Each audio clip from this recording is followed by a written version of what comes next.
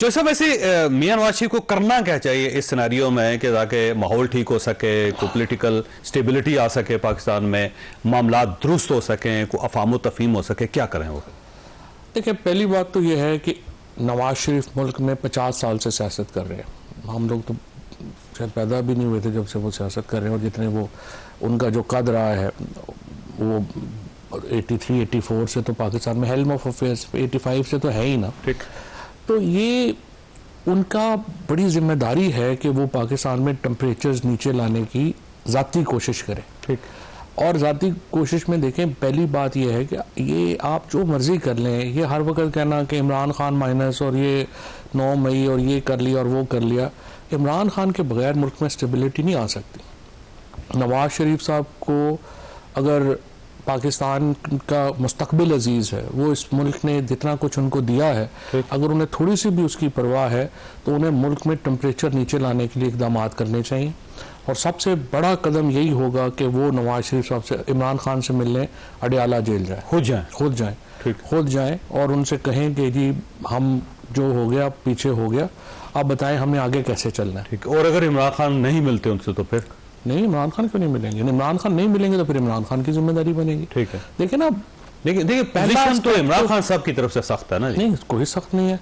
Position तो इमरान खान की क्या सख्त है? इमरान खान को आपने जेल में डाला हुआ है, उनकी पूरी फैमिली जो है वो जेल में रही है। बुशरा बीबी जो है वो 9 महीने 10 महीने तकरीबन जो है, बल्कि 11 महीने जो है वो जेल में रही है। सारी पार्टी लीडरशिप जेल में रही है। जितनी जुल्म, बर्बरियत और फस्तायत 2 साल में इमरान खान ने देखी है, उनका जो लेजा है उसके अंदर तो मैं समझता हूँ कड़वाहट अभी कम है।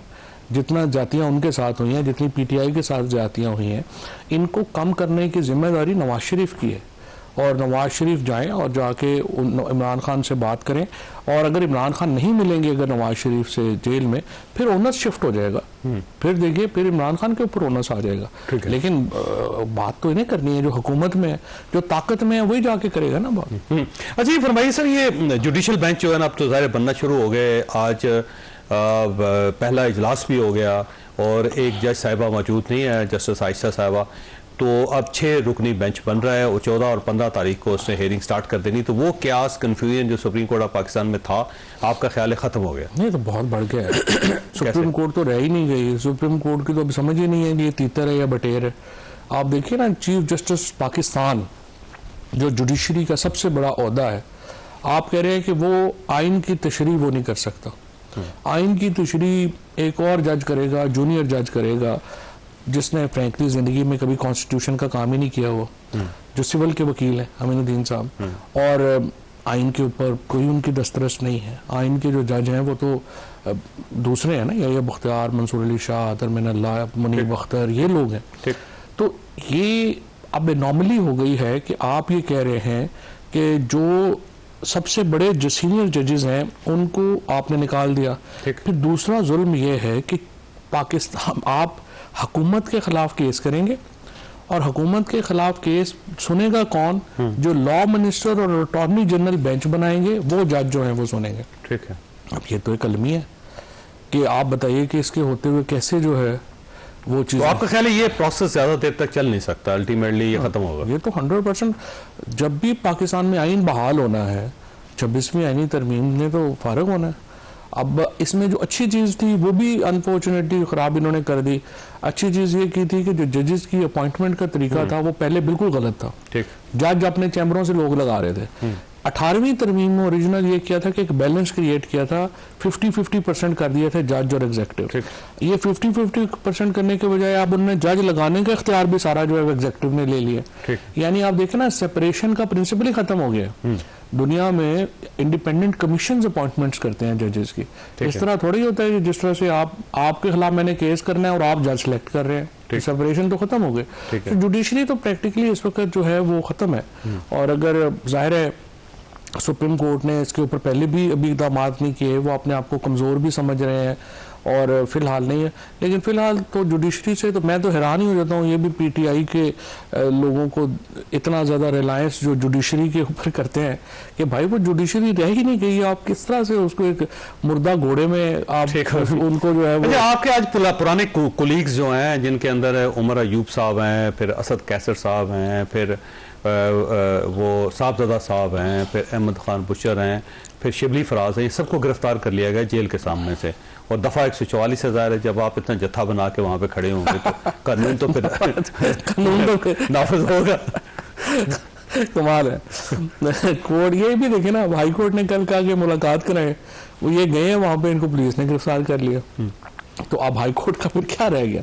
हाई कोर्ट जमानत देती है, अगले बंदे को दोबारा और केस में। हाई कोर्ट को चाहिए था ना पहले दफ़ा 144 खत्म करवाते वहाँ से। नहीं, हाई कोर्ट ने क्या दफ़ा 144 क्या थी, वो तो ऐसे मजाक है।